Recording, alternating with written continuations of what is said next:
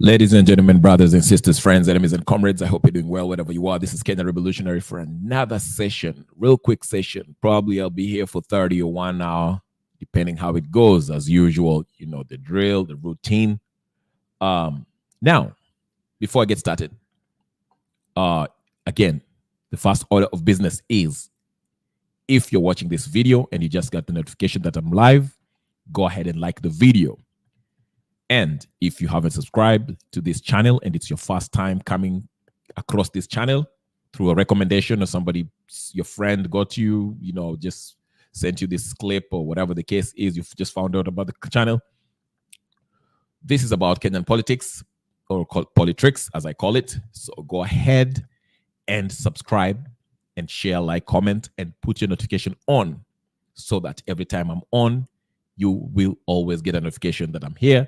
And you can join and, we can have an interaction, see how our politics go. So let me head on and tackle this matter. Ruto relaunching Raila's AU bid. He will focus on AU now. So he says, that is Raila, that is. Let's see. Raila came out today with Mudavadi again. I don't know how many times should they remind us that Raila is going to AU or they are supporting Raila's bid to AU. I mean, it's a monthly thing now. I don't know if it's, I don't know. I just don't get this whole thing. We already got the message. Raila told us his intention of running for African Union chairperson position when he came out with Obasanjo. Then we saw, Ruto came out and told us that Raila will be bidding for the AU seat. Then we saw the joint press conference for Raila and Mudavadi, where they told us that, yes, they've relaunched it again, the bid, whatever, they've forwarded his name and his resume or whatever the case has been interpreted in 5 languages or so forth. I mean, this is just redoing, telling us again. Today, again, Raila came out and gave a press conference. But I think there's a reason why Raila came out and said that, okay?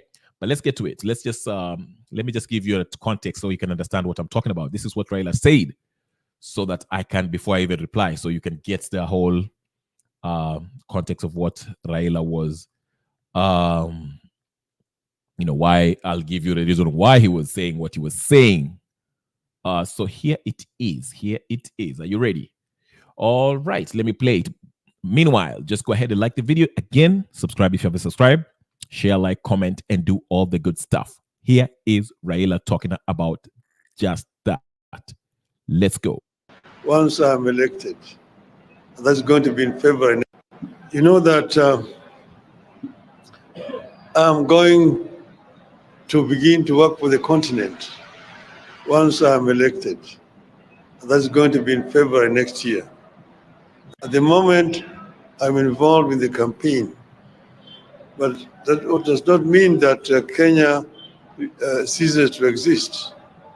I'm not going to be very active in Kenyan politics henceforth, as I continue now to focus my attention on the continental campaign. But it is a phase, it is a transitional phase from active participation in Kenyan politics to moving towards African continental politics. Thank you. Okay, so he said this is a transitional phase. Sorry. Raila says that this is a transitional phase where he's transitioning from being actively involved in Kenyan politics to focusing on his AU seat. Because once he's elected, as he said, he will be more occupied with African issues as a whole, African politics as a whole, not just Kenya. Okay. Now, I find this statement to be silly because Raila Odinga, the moment Ruto forwarded your name, because of course you understand how this happens. Every country has to forward names of their candidate, of their own candidate, okay? And of course you have to be supported by the state. And the representative of Kenyan state is Ruto, the president. Okay? So this is the thing, Raila Odinga. The moment Ruto forwarded your name as a candidate of AUC, you should have ceased to involve yourself in local Kenyan politics. That was the time that you should have just kept quiet. In fact, when the Gen Z started this movement of Ruto must go, all this mandamano, they told you clearly that, please, Raila, stay back. Do not involve yourself in this politics. This is our movement. This is our fight. And they were respectful enough to tell you that, oh, you fought enough. Please, mzee, kakando, wacha sisi tungangane na Ruto. We want to deal with him the best we know how. And you gave your blessings. But long behold, when after Raila saw that, hey, these Gen Zs are actually wako karibu kumtoa Ruto, he came back on, alijileta tena back, and was in the middle of everything. Okay, came in, akaenda Bomas to sign that whole nonsense that was signing their IBC amendment bill, and then announced that we need a broad-based government. Actually, he said we needed a dialogue. Okay, that's what he said. These is his words. And of course, there was a backlash in that. Gen Z wakamsalimia. Then he backed up and started playing with words, saying that, oh, it's not a dialogue, it's just a what was it? Broad-based government, I don't know what, conversation, national conversation. And this is rubbish. Basically leading the country, telling the country that we need to talk about the constitution. We should have this huge broad-based conversation, national conversation at Bomas, and review this constitution and see what we like and what we don't like. Okay. So for him to come out and say today that, oh, now I will not be active in Kenyan politics, you should have done that eons ago, not right now.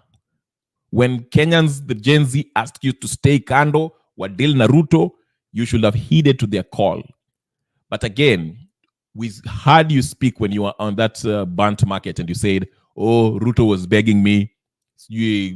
His government was about to bomoka, Gen Z were about to remove him, so I had to donate my experts to help Ruto because he came begging me. Then a week later, then you came in and told us that Uhuru Kenyatta called you and asked you to go meet up with Ruto so you can help him because it seems like the Gen Z are about to take him out. So you're telling us two different stories. And of course, Kioni came out and said, that was nonsense. You're making up stuff because you are receiving a backlash. So we know Raila is a liar. Is a liar, okay? Now here he is now. Finally, he saw the light. He's like, oh yeah, by the way, now that he has forwarded his list of expertise, the drug dealers and non-corrupt individual, unscrupulous characters, irredeemably corrupt politicians, okay, that is sent to join Ruto in his looting spree. Now that they've joined the government, Raila is confident enough that they might go ahead and change the constitution. So he's like, okay. Now I'm not going to be in active politics. I'm going to concentrate on AUC chair, your position now. You guys are now set. At least the hardest part that, Ruto alikuwa nataka kutolewa hapa nikamsaidia. So wacha niende AU. Let me just go to AU now. I've already put my people in place now. Let me go to AUC. Let me go vie for this thing because they have a huge election in February. Meanwhile, like I said, I maintain these folks are going to fight for a constitutional change. That's why you see they're testing the waters. They're using Eric Omondi, who happened to be a very close friend to Jimmy Wanjigi. Jimmy Wanjigi, who happened to be a very close friend to who? Raila Odinga, who happens to be close friends with who? Musyoka and Wamalwa. You saw when Jimmy Wanjigi was arrested. Who was the first one to show up the court and the police at the police station? Wamalwa and Musyoka. The first day when Nani's house was raided, who was the first to go see Jimmy Wanjigi? Raila Odinga. Jimmy Wanjigi, the same guy who told us that in 2013, he actually orchestrated, planned all this stuff, campaigning Ruto. So I'm not buying this stuff that Ruto is coming for him. His guns are being taken. Anaenda DCI. This is all games. I know some people are upset. They're like, "Oh my God, this is a conspiracy theorist channel." No, everything I said are based on facts, and they have happened as I predicted. Why am I correct for most of the time? It is because I listen to what these people said. I pay freaking attention. Pay attention to what they say. When I told you, I don't know why you missed this. There's no conspiracy behind this. This is just a matter of listening to what they say and looking at their actions, and you see what happens. When I said, iyo mambo ya the amendment bill that when it was presented as in the parliament, that was now the first of 9 proposals that Ruto and Raila agreed upon in the NADCO report. That is what Wandai said. When Ruto took that private jet that was provided to him by Adani when he went to the US and spent 200 million shillings. Okay, who did he fly with? Wandai was on that flight. You saw the picture when they got to US. It was Ichungwa, Ruto, and Wandai. And 2 months or 1 month after they came back to Kenya, Wandai's name is being forwarded by Raila Odinga to become the CS of I don't know what. Okay, along with Hassan Joho and the Opio Nani, all these useless people. I don't know you call them, Okinambadi and all that stuff. Okay, is there a coincidence? These are things that these people have planned. Listen to what they're saying. And again, there's nothing about, it's not conspiracy theory. It's not rocket science. Listen to what they say and look at what they're doing. They told you part of the proposed reforms, so to speak, in that NADCO report was to change the constitution, because there are some proposed things in that NADCO that will force them to change the constitution. So we have to have a referendum. And I told you, now that they've entered into politics, they've sent Wandai and all these useless people in Ruto's government, and they've joined government officially. They're no longer doing it in Chinyamaji. Okay? The next step is to change the constitution. And they're testing the waters by using Eric Omondi. That's why you see Eric Omondi is making noise about, we need to have a referendum so we can change this from 47 counties to 8 counties. Which seems like a good idea. But the aim of sending Omondi there is to see if it has traction. This idea of changing the constitution have traction. That is the point. So Raila now wants to pretend that he wants to focus on AUC, but the trick is he will be on the ballot in 2027, because a few days before 2027 election, a few months before 2027 election, probably in 2026, you'll hear him say, "Oh, this government is not working. We tried to help them." So that's why Natembea was calling him out. Because in 2026, utamsikia tasema, "Oh, it seems like this, we don't have a working relationship. It seems like Ruto is doing any." Then they'll come back to opposition again and pretend that now they're opposing the government. And they will try to bring a referendum. Na hii referendum ikiletwa, wakina Kalonzo, Eugene Wamalwa, Martha Karua, Uhuru Kenyatta, all these useless, rotten, irredeemably corrupt politicians shall be demanding, they shall create positions for them. Mara huyu deputies, you prime minister apa, or leader of opposition, president, deputy president, all these politicians. Now, when I eat a broad base, inclusive. Hold on for a second, ladies and gentlemen. Like, share, comment as I keep on going. Ebu ngojeni kidogo, let me fix something here. Yeah.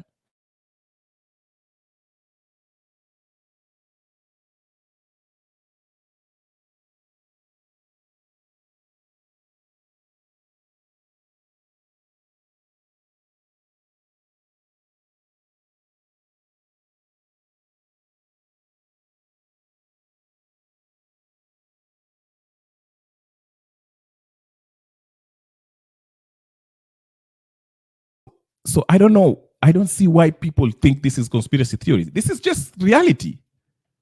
Yeah. This is reality. So Labani is telling, karibu sana Labani. Labani is saying, there's nothing you guys will do. You don't vote, but make most noise in social media and town at large. Okay. And what's your alternative? You're saying we don't vote. And who didn't vote? People didn't vote. Let me tell you something with the reason why people didn't vote last time. It is because we knew the whole election was a sham. You have a man who pretended to be running against Uhuru Kenyatta in 2017, the murderous son of Jomo Kenyatta, who have killed a lot of people in Kenya, have looted this country to the ground, okay? Then, after killing the supporters of Raila Odinga turns around against his protesters and the people who got killed, who never got compensated for being killed by the same Uhuru Kenyatta. He joins hands with Uhuru Kenyatta. Then, people said, no. You cannot come in 2022 tena, unajifanya tuna run for president against Ruto. People were tired of him. People did not like Uhuru. Uhuru never won any presidential election in his life. Okay? So when come 2022, some people said, wacha tujaribu Ruto. Some people said, we are not, wacha tujaribu Raila. But the majority of Raila supporters left Raila because Raila was exposed as a political con man. That's why they didn't vote for Raila Odinga. And he's been a con man. And we see that again. 2022, he did the same thing. Akajifanya ati kura yangu imeibiwa. Twendeni maandamano. People died. And then what did he do? Akashikana na Ruto tena. Sasa yako kwa government sasa hizi anawaambia, hey, naenda AU. And you think your vote matters. That's why majority of the people walisema hatupigi kura kwa sababu hii ni ujinga. Hao watu wanatuchezea. Ruto and Raila are playing us. We know that. So the Gen Z wakasema the solution is to remove Ruto and remove all this irredeemably corrupt political class of Kenya, which includes Uhuru Kenyatta, Martha Karua, William Ruto, Raila, Wamalwa, Musyoka, all of them, and the whole parliament. So when you come here and tell me that, mnapiga makele kwa social media, hatupigi makele kwa social media.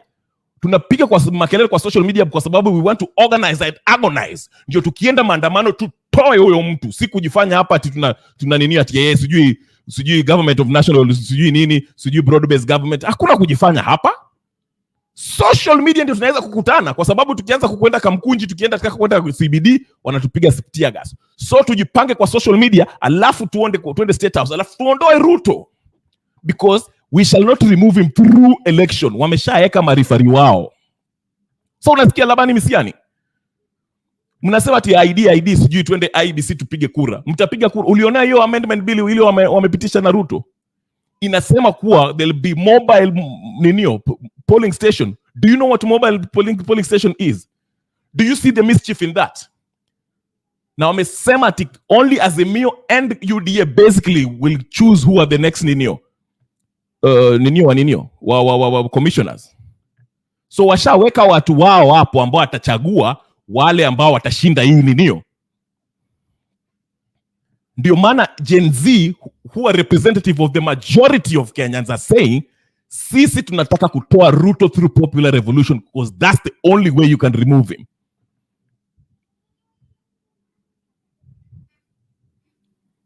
Duly elected, okay. What does that mean? It doesn't.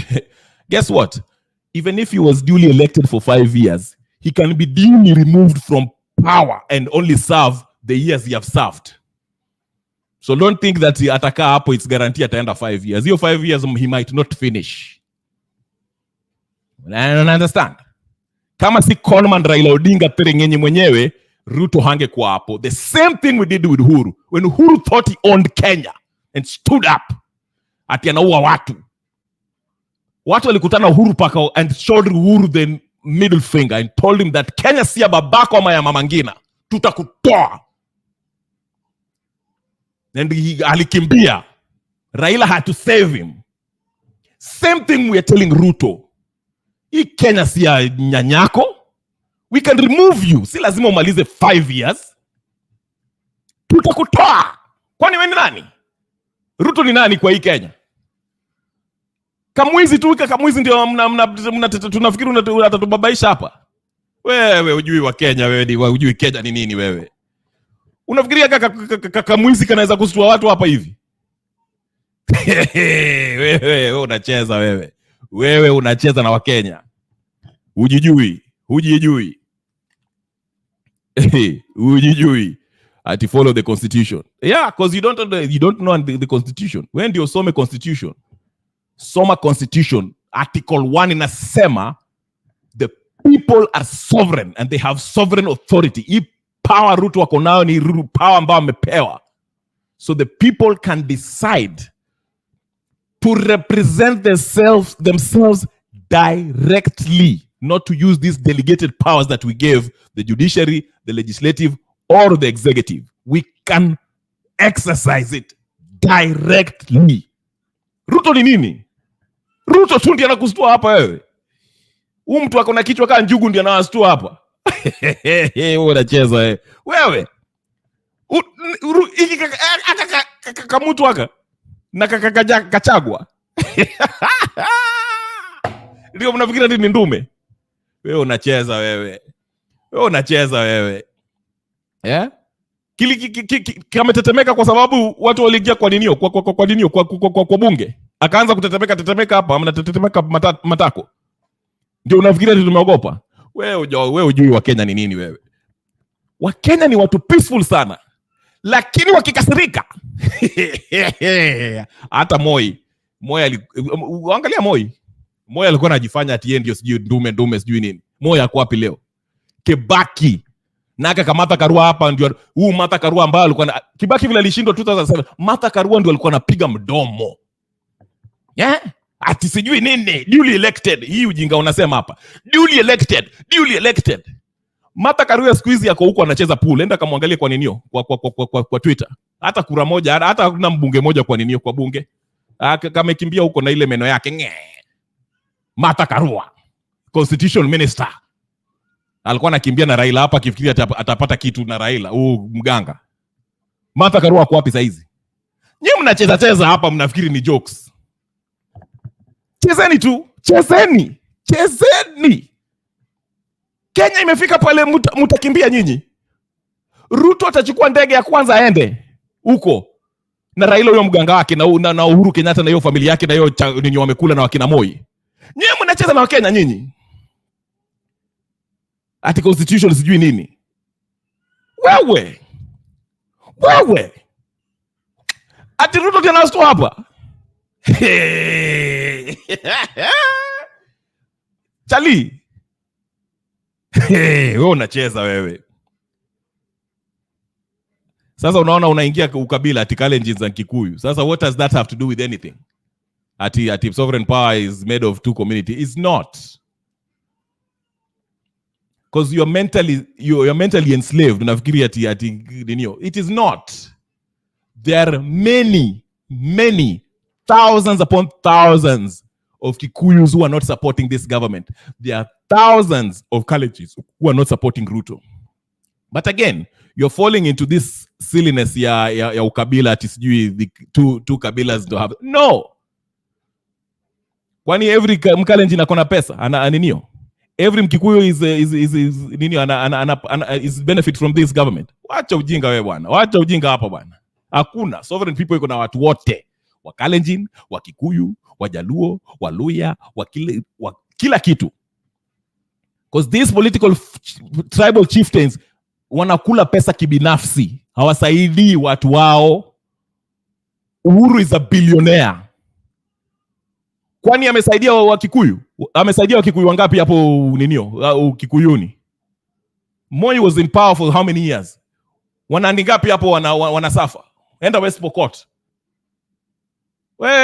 Wacha ukabila hapa bwana. Wacha hiyo ukabila yenu ya ujinga. Peleka hiyo siasa yenu ya ujinga huko kwa Ruto. Hakuna. The power lies with all people of Kenya.